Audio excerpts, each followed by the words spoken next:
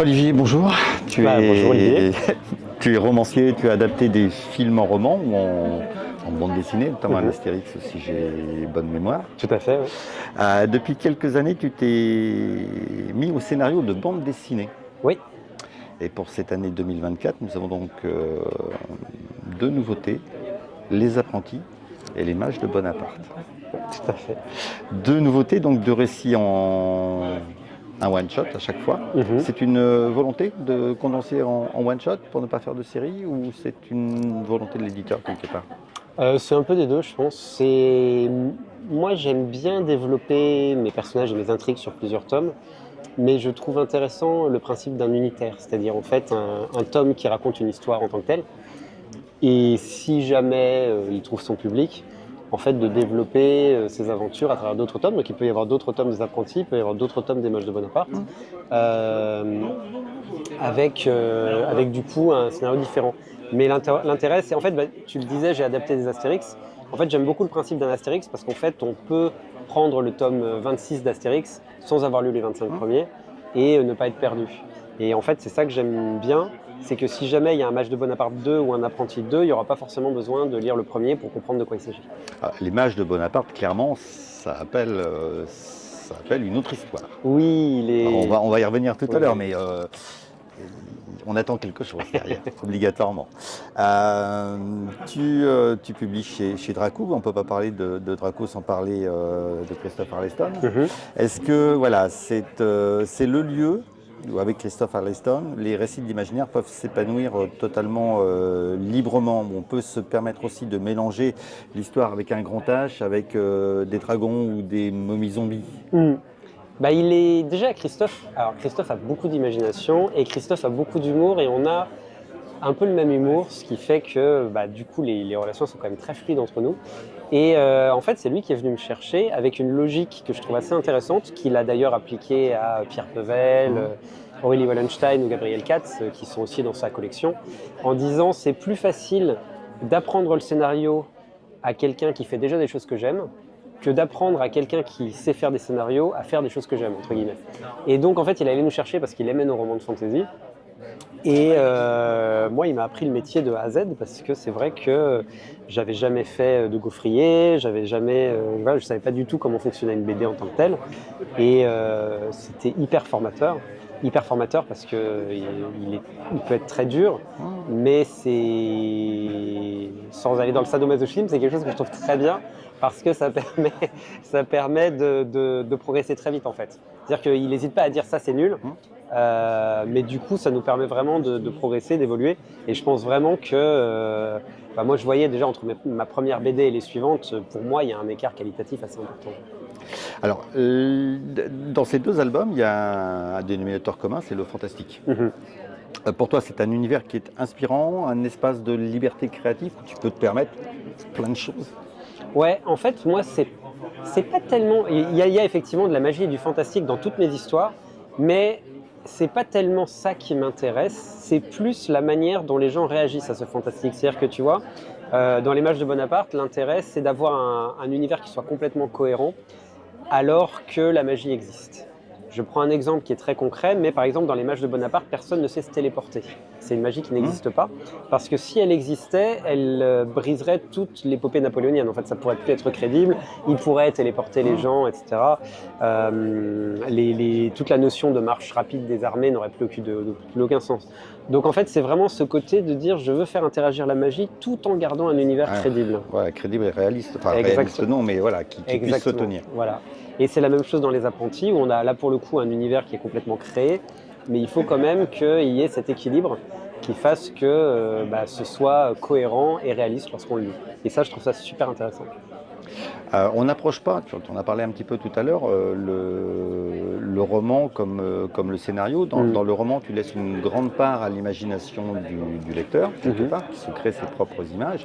Par contre, dans un scénario, tu vas donner des indications au dessinateur.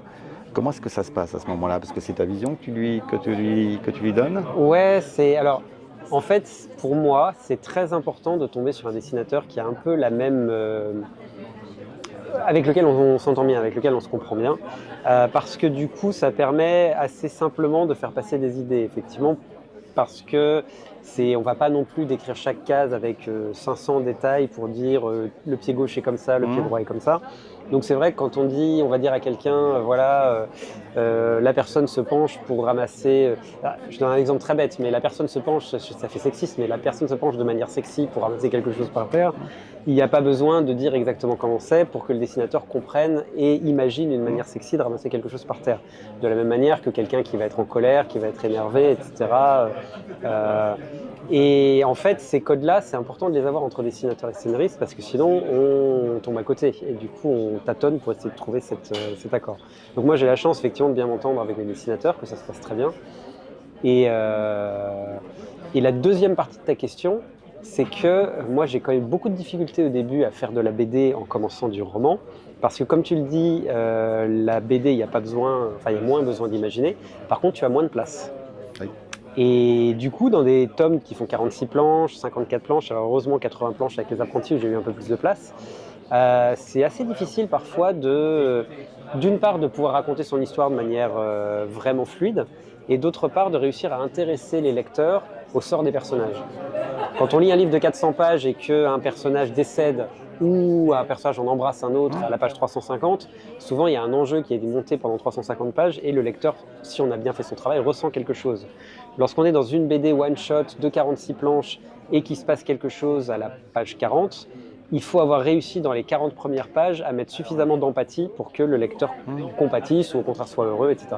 Et ça, c'est très très dur. C'est le plus dur pour moi en BD. C'est ce côté, ce format court. Tu convoques dans le Napoléon tout un pandémonium de créatures et tu mélanges Napoléon Bonaparte avec des golems. Faut oser. Bah moi j'aimais bien, en fait je trouvais que l'idée de... Déjà c'est venu d'une plaisanterie à la base qui disait que rajouter de la magie à n'importe quoi rendait la chose plus intéressante, effectivement. Et du coup je plaisantais en disant, quand j'écrivais des romans, je disais par exemple, une de mes séries qui a bien marché qui s'appelait Noir et ma couleur, je disais c'est le film Grease avec des boules de feu. J'avais une autre série qui s'appelait La magie de Paris et je disais c'est Les Trois Mousquetaires avec des boules de feu. Et voilà, il y avait vraiment ce côté-là, Toute pour un, qui est une BD que j'ai faite, pareil, Trois Mousquetaires avec les boules de feu. Et donc là, c'est Bonaparte avec les boules de feu. Et c'est vrai qu'en fait, j'ai essayé justement de respecter la cohérence, donc non seulement de l'épopée napoléonienne, donc toutes les dates sont exactes, toutes les citations sont exactes, les phrases prononcées par Napoléon sont exactes, les batailles se déroulent de la même manière qu'elles se déroulent dans la réalité, mais il y a cette notion de magie qui remplace la technologie et qui est cohérente avec les régions du monde, les régions d'Europe en l'occurrence. C'est ce que j'allais dire, l'Égypte se prête particulièrement. Et oui. Mais en fait, quand on creuse, on se rend compte que chaque pays, la Bavière a une tradition très riche aussi avec des créatures fantastiques, mythiques. Évidemment, la Transylvanie, la Russie, on en parle beaucoup d'ailleurs dans ce livre, dans cette bande dessinée aussi. Et alors l'Égypte, bien entendu, et c'est en plus une période qui me fascine. Mais il y a une vraie cohérence qui fait que des momies et des statues d'Anubis, on va les trouver dans le désert d'Égypte, alors que la Baba Yaga va être en Russie. Et donc c'est s'amuser avec les croyances de chaque pays. Et si un jour les mages de Bonaparte se retrouvent en Angleterre ou en Irlande, il y aura des léprechaunes. Mais voilà, il y a vraiment ce côté de coller aux croyances de la population à l'époque. Alors, à titre personnel, dans l'image de Bonaparte, j'ai vu deux références. Une à une série qui s'appelle Shadow and Bone, la Sada Grisha. Ouais. Puisqu'on retrouve à la fois une armée et des mages. Et oui, bah oui. Et puis l'autre célèbre Winter is Coming. Bien sûr. Alors, on ne va pas dévoiler, mais ça me rappelle, on est en plein dedans. Oui, on a... Alors, ce sont pas des hommages volontaires. Mais en fait, ce que je trouve très intéressant, j'interviens beaucoup dans les écoles et beaucoup de gens me demandent qu'est-ce que c'est que l'imagination et où est-ce que vous tirez vos idées. Et en fait, pour moi, l'imagination et les idées qu'on a, c'est un peu un gloubi-boulga de tout ce qu'on a lu, vu, entendu et qu'on a aimé, qui en fait cuit un peu, j'allais dire, infuse dans notre cerveau et ressort quelquefois sans qu'on ait l'impression d'avoir fait un emprunt ou quelque chose. Alors là, il y a évidemment certaines similitudes auxquelles on ne peut pas échapper, mais tout a déjà été fait en fait sous un format ou un autre. Et très souvent, en fait, quand j'ai une idée, c'est quelque chose peut-être dont j'ai vu une partie à un endroit, que je vais changer, modifier avec un film que j'ai vu, avec quelque chose que j'ai entendu, avec un reportage qui est passé, avec un livre qui m'a plu. Et c'est aussi pour ça que je pense que plus on lit de romans, de BD, plus on voit de Plus on films, se nourrit. plus on se nourrit, plus on a une imagination riche et plus ça nous permet... En fait, l'imagination, elle n'est pas de rien et la preuve, je le sais parce que j'ai un enfant en bas âge, l'imagination, elle se nourrit. C'est-à-dire qu'en fait, si l'enfant ne voit rien, il n'a pas d'imagination. Cette imagination, elle va se nourrir des lectures qu'on lui fait, des jeux qu'il fait avec ses autres enfants à la crèche et il va adapter, il va mettre des parties de ses lectures dans les jeux qu'il fait avec les enfants. Et c'est ça qui va constituer son imaginaire. Le récit dans Les Apprentis est beaucoup plus léger, beaucoup moins sombre que dans le Bonaparte. Comment est-ce que tu passes de l'écriture adulte à jeunes adultes ou même jeunesse? Est-ce qu'il y a pour toi besoin d'une adaptation, d'une mise en condition, alors que ce soit, je dirais, en bande dessinée, ce qui nous préoccupe, mais pour les romans, parce que je crois que tu as plus de 200 romans à ton actif. Alors, le passage d'adulte à jeune adulte, pour moi, il ne nécessite aucun changement. La seule différence, de mon point de vue, parce que pour moi c'est vraiment on va dire une étiquette un peu marketing, c'est l'âge des protagonistes. C'est-à-dire qu'effectivement, le young adulte, c'est des protagonistes qui sont adolescents, mais l'histoire peut être tout aussi complexe, peut avoir des enjeux tout aussi difficiles, peut avoir d'ailleurs, c'est ce qu'on voit, des scènes de violence, des scènes de sexe, il n'y a pas particulièrement de censure. Dans Les Apprentis, il y a quelques passages qui peuvent être un petit peu durs aussi. Mais en fait, c'est l'âge des protagonistes qui va faire toute la différence. Alors qu'effectivement, les mages de Bonaparte, Bonaparte est un adulte, ces mages sont des jeunes adultes, l'un est plus âgé. Il y a vraiment cet âge des protagonistes. Quand on écrit par contre vraiment purement pour la jeunesse, ce qui m'est arrivé aussi, là par contre on est obligé de se censurer un petit peu dans certains thèmes, déjà sur du vocabulaire un peu vulgaire, sur de la violence, sur de la sexualité. Et plus on descend, plus on a ça. Et je terminerai en disant que j'avais un éditeur il y a très longtemps, c'était chez Rajo, qui m'avait dit qu'en fait les petits-enfants passent par une littérature de construction avant d'aborder une littérature de déconstruction. Et l'exemple qu'on donne, c'est de dire qu'en fait, dans les livres pour enfants, normalement, même si maintenant il y a des contre-exemples, le policier est gentil, le pompier est gentil, le voleur est méchant. Et c'est obligatoire, entre guillemets, pour réussir à construire la logique de la société. Et ensuite, quand l'enfant devient plus grand, quand il a 7 ans, 8 ans, 10 ans, on peut se permettre de dire, ok, le policier sa femme, le pompier a lui-même allumé le feu, et le voleur peut-être vole pour sauver sa famille. Mais ces nuances, en fait, elles ne peuvent avoir un intérêt que si on a déjà construit un socle sur lesquels elles vont se construire. Dans les Apprentis, tu ponctues le récit de planches sur les plans élémentaires. C'est issu de jeux de rôle. Est-ce que tu es joueur? Ah oui, moi je fais beaucoup de jeux de rôle et je trouvais intéressant en fait. J'étais frappé par, alors c'est une très vieille référence, une très vieille référence des années 90, mais il y avait un manga qui s'appelait Bastard à l'époque, qui était un manga très violent, vraiment à destination des adultes, et dans lequel en fait les incantations étaient basées sur des chansons de heavy metal en fait, qui passaient, et il prenait des phrases en fait, et il en faisait des incantations. Et moi je lisais ça, j'avais 14 ans, 15 ans, et je trouvais que ça avait une puissance d'évocation assez incroyable. Il y avait le sage porte les 7 clés qui ouvre la porte des enfers, ouvrez-vous. Il y avait vraiment quelque chose qui, moi, me faisait vibrer. Et c'est vrai que dans Les Apprentis, j'ai voulu remettre ce système d'incantation qui est très kitsch, mais qui, je trouve, a du charme et me plaisait. Et l'avantage quand on est auteur, c'est que ce qui me plaît, je peux le mettre. Donc c'est vrai qu'il y a vraiment ce côté-là où chaque incantation nécessite du temps, nécessite de bien prononcer les mots. Et on est un peu plus loin du Harry Potter où en fait on a vraiment une formule mais qui est assez courte. Là on est vraiment sur une formule qui prend 2 phrases, 3 phrases, 4 phrases. Et du coup je trouvais intéressant de l'expliciter comme ça. Adapté à chaque niveau. Adapté à chaque niveau. Ce qui explique aussi peut-être la référence aux jeunes mages qui sont bloqués au premier niveau. C'est exactement ça. En fait tout l'intérêt et tout le comique, finalement le ressort comique des Apprentis, c'est qu'on a des héros surpuissants qui essayent d'accomplir une quête et que leurs apprentis qui eux n'ont aucune compétence et sont vraiment au premier niveau, vont essayer de les aider, alors qu'ils n'ont pas leur place. Plein de bonne volonté. Exactement. Ils n'ont pas leur place dans ce monde-là. Ils n'ont pas leur place dans ce clairement. monde-là, pas du tout.